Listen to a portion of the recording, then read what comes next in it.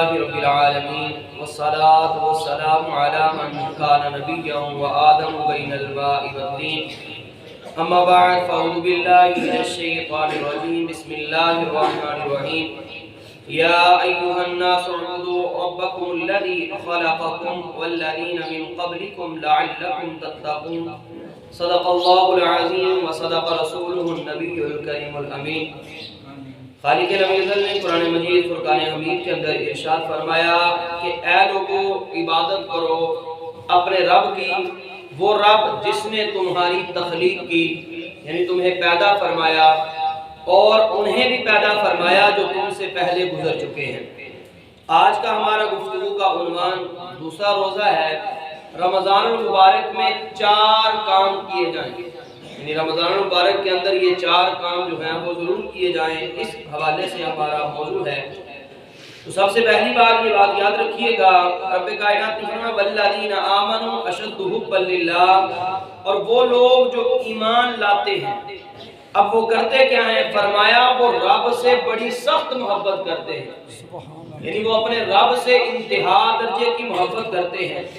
اب عبادت انتہا درجے کی عاجزی کو کہتے ہیں کہ انسان اپنے نفس کو مار کر رب کے حضور ندامت کے ساتھ اپنے سر کو جھکا لے اور رب کائنات کو وحدہ لا شریک مانے اور اپنے رب کے حضور اپنی ہر چیز کو جھکا کر پیش ہو جائے، اسی چیز کا نام عبادت ہے۔ نبی علیہ السلام نے مختلف چیزوں کو مختلف مواقع کے اوپر بیان فرمایا اور ہمارے دلوں کے اندر جو ہے وہ ان چیزوں کی محبت کو بڑھایا۔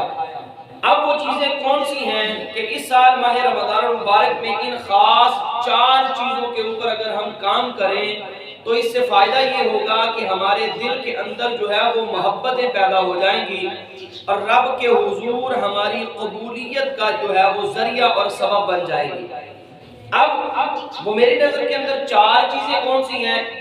جائے کہ ان 4 چیزوں کو اور بھی چیزوں کے ساتھ شامل کیا جا سکتا ہے، 4 چیزوں کو اور بھی بہت ساری چیزوں کے ساتھ جوڑا جا سکتا ہے، لیکن مین 4 چیزیں وہ کون سی ہیں؟ سب سے پہلی چیز ہے وہ نماز، یعنی نماز جو ہے وہ انسان اس کو لازم کر لے۔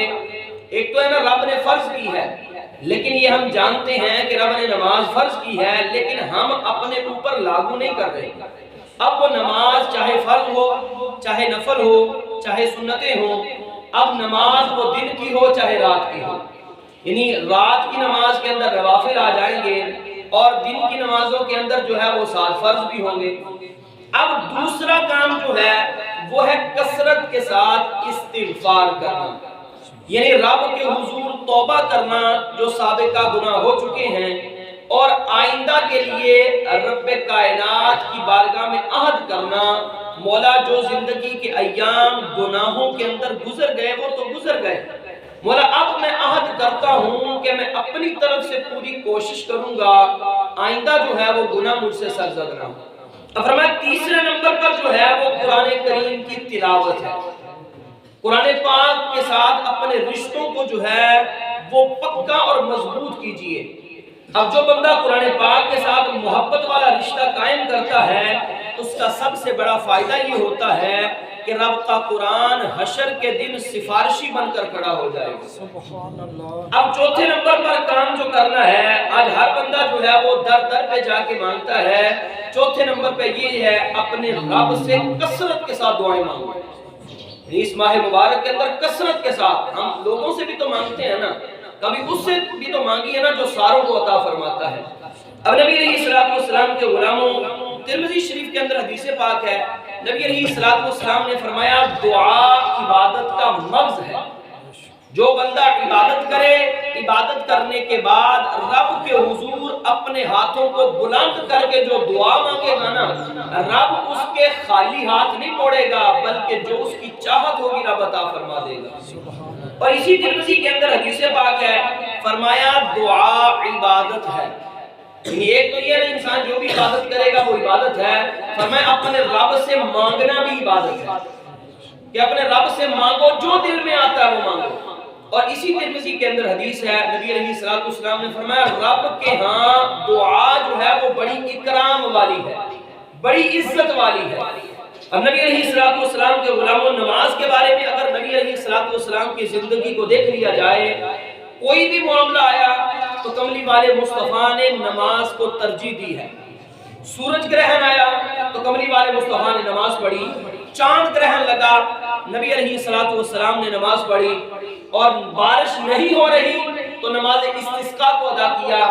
بارش کثرت کے ساتھ برسنے لگ گئی، لوگوں کے مکانات، لوگوں کی فصلوں کے اندر پانی کھڑا ہونے لگ گیا تو کملی والے مصطفیٰ نے پھر نماز پڑھی۔ اب بدر کے اندر نبی علیہ السلام نے صحابہ کی صفیں بنوا کر خود امامت کے مصلی پہ کھڑے ہو کر صحابہ کو نماز پڑھائی۔ یعنی زندگی کے کوئی بھی معاملے کے اندر کبھی بھی کوئی مشکل پیش آئی تو کملی والے مصطفیٰ نے نماز ادا کر کے غلاموں کو بتایا ہے جب کوئی مشکل آ جائے تو رب کے حضور کھڑے ہو جاؤ۔ اور نبی علیہ السلام کے غلاموں، آج جدت والی چیزوں نے ہمارا تعلق جو ہے وہ مصلی کے ساتھ کمزور کر دیا۔ آج ہم دنیا داری کے معاملات کے اندر پھنس گئے، لیکن ہمارا تعلق جو ہے وہ مصلی کے ساتھ کمزور ہو گیا۔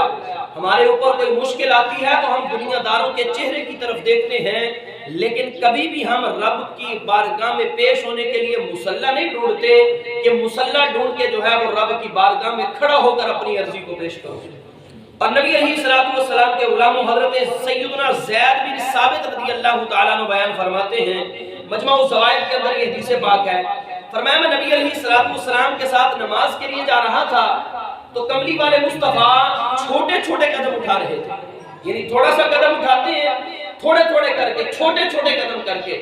کہا میں کملی والے مصطفیٰ کی اس ادا کو دیکھ رہا تھا تو سرکار علیہ السلام نے خود ہی فرمایا زید کیا پوچھنا چاہتے ہو؟ یہی پوچھنا چاہتے ہو نا کہ میں اتنے چھوٹے چھوٹے قدم کیوں اٹھاتا ہوں؟ عرض کی جی حضور یہی پوچھنا چاہتا ہوں۔ نبی علیہ السلام نے فرمایا نماز کے لیے انسان جتنے قدم چل کے جاتا ہے نا، نماز کا انتظار کرتا ہوا، نماز کی طرف جاتا ہوا، فرمایا وہ بندہ نماز ہی کا ثواب پاتا ہے۔ فرمایا اسی لیے میں چھوٹے چھوٹے قدم اٹھا رہا ہوں کہ جو طلب نماز کے لیے نکلے رب قدم قدم پر اسے اجر عظیم کی دولت سے مالا مال فرمائے۔ یعنی نمازی کے لیے رب کائنات کے پیارے محبوب نے جو ہے وہ کثرت کے ساتھ فضیلتوں کو بیان فرمایا۔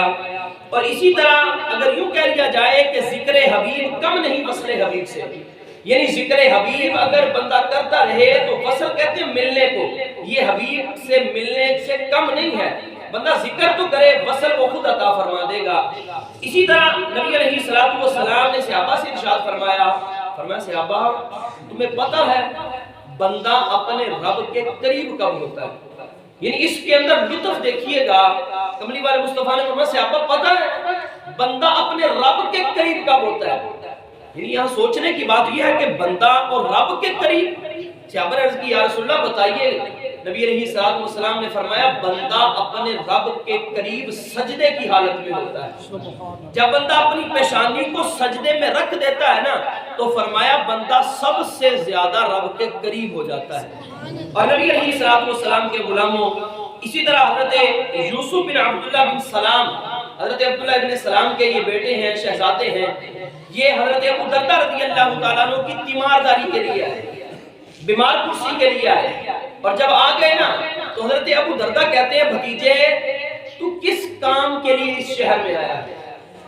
کہا حضور میں تو آپ کی تیمارداری کے لیے آیا ہوں۔ اب مرض علالت ہے، حضرت ابو دردہ پھر بھی ترکیب کس بات کی کرتے ہیں؟ کہا بھتیجے مجھے رب کی قسم میں مرض کے اندر مبتلا ہوں، میں جھوٹ اس حالت میں بول ہی نہیں سکتا۔ اب صحابیوں جھوٹ بولے یہ ممکن نہیں، لیکن تاکید کر رہے ہیں۔ کہا اللہ کی قسم میں نے مصطفیٰ کی زبان سے سنا ہے جو بندہ اچھے طریقے سے وضو کرے، اچھے طریقے سے، اور فرمایا پھر 2 یا 4 رکعتیں رب کے حضور نوافل ادا کرے، فرمایا رب اس کے سارے گناہوں کو معاف فرما دے۔ یعنی بستر مرگ پر ہیں، اور یہ آخری بات تھی حضرت عبداللہ کے ساتھ حضرت ابو دردہ کی، فرمایا کہ آخری لمحات ہیں، فرمایا پھر بھی نماز کی تلقین فرما رہے ہیں کہ محبوب کو نماز اتنی پسند ہے، اور بندہ اگر وضو کر کے 2 یا 4 نفل ادا کرے کرے گا رب اس کی مغفرت فرما دے گا۔ اور نبی علیہ السلام کے غلاموں، آج ہمارے پاس موقع ہے، ہم موقع کو ضائع کر رہے ہیں۔ موقع کو ضائع نہیں کرنا چاہیے بلکہ موقع سے فائدہ اٹھانا چاہیے۔ آج ہمارے پاس وقت ہے، رات کو تراویح پڑھیے، تراویح پڑھنے کے بعد معمول کے مطابق ذکر و اذکار کیجئے، پھر چند لمحوں کے لیے آرام کیجئے۔ آرام کرنے کے بعد صبح اٹھنا تو ہے ہی، چاہے جائے کہ آدھے گھنٹے کے اعلان پہ اٹھا جائے، 1 گھنٹے کے اعلان پہ اٹھو اور اٹھ کر وضو کر کے تہجد کے نوافل ادا کرو۔ تہجد کے نوافل ادا کرنے کے بعد پھر سحری کرو، سحری کے بعد نماز فجر پڑھو۔ وقت زیادہ نہیں لگے گا لیکن ہو سکتا ہے کہ وہی ہماری بخشش کا ذریعہ بن جائے۔ تو کسی نے کہا تھا نا، کہا ساون کی کالی راتوں میں جب بوندا باندی ہوتی ہے، ساون کی کالی راتوں میں جب بوندا باندی ہوتی ہے، وہ راتوں کو اٹھ اٹھ روتے ہیں جب خلقت ساری سوتی ہے۔ اور یہاں پر میاں صاحب نے فرمایا کہ رات پوے تے بے دردانو نیند پیاری آوے، رات پوے تے بے دردانو نیند پیاری آوے، تے درد مندانو یاد سجڑ دی ستے آن جگاوے۔ فرمایا کہ جاگتا وہی ہے جس کے دل کے اندر تڑپ ہوتی ہے۔ اور نبی علیہ السلام کے غلاموں، یہ تو تھا نا نماز والا معاملہ۔ اب قرآن کے ساتھ محبت، سرکار دو عالم صلی اللہ علیہ وسلم نے فرمایا رات کا قیام لازم کرو، کیونکہ یہ تم سے پہلے نیک لوگوں کا طریقہ ہے۔ اور بہقی شریف کے حدیث پاک نبی علیہ السلام نے فرمایا میری امت کی سب سے افضل عبادت، آج ہم وظیفے پوچھتے ہیں، سرکار کا فرمان سنیے گا، مصطفیٰ نے فرمایا میری امت کی سب سے افضل عبادت قرآن کی تلاوت ہے۔ اور فرمایا قیامت کے دن قرآن پڑھنے والے سے کہا جائے گا قرآن پڑھتا چلا جا، درجات کی سیڑھیاں چڑھتا چلا جا۔ اور آخری حدیث پاک کہ نبی علیہ السلام نے فرمایا استغفار کرو، اپنے رب کے حضور توبہ کرو۔ اب توبہ کرنے سے ملے گا کیا؟ فرمایا رب تمہاری بخشش فرما دے گا۔ اب نبی علیہ السلام صحابہ سے فرما رہے ہیں، فرمایا جب رب نے شیطان سے کہا نا جا نکل جا، تو شیطان نے کہا کہ اے مولا مجھے تیری عزت کی قسم، جب تک لوگوں کے جسموں میں روح رہے گی نا میں انہیں ورگلاتا رہوں گا، گناہ کے اوپر ابھارتا رہوں گا، یہاں تک کہ ان کو جہنم تک پہنچا دوں گا۔